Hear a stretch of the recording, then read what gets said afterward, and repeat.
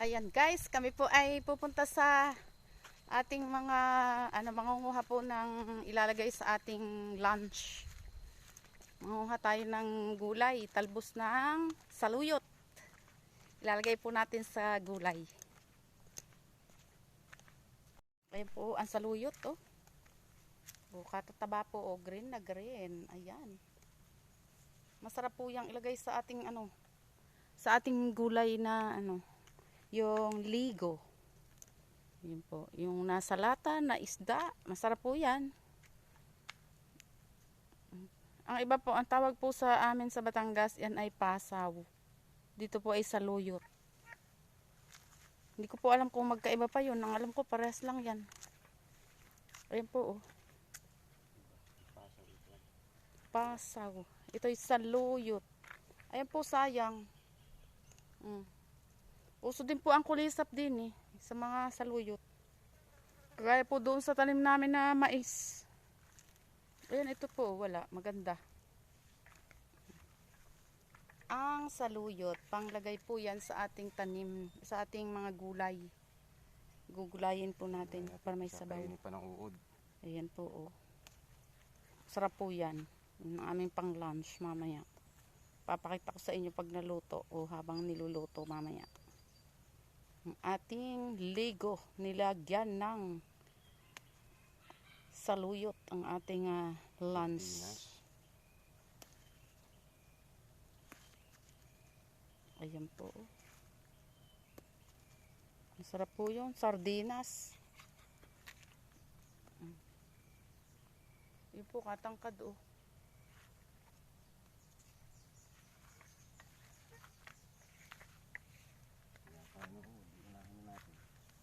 Yan po yung iba, oh, kasayang, oh.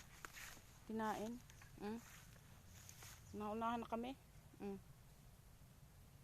Yan po, oh. May nangangain. Ayan po. Ito, oh, inubos niya na. Saluyot.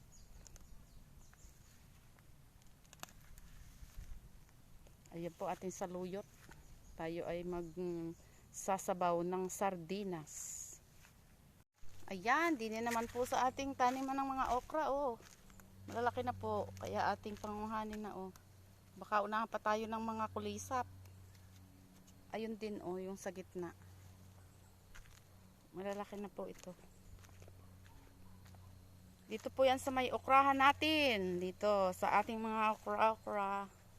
Oh, ayan po, oh. Ating pong okra ay malalaki na. Ayan po. Ating mga okra. Ito po, oh.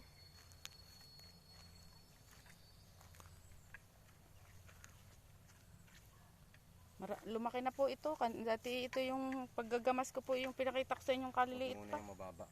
Bot ng spray kasi yan. Ayan po, oh. Magaganda po yan. Ito po. Ayan. Ang ating saluyot. Oh.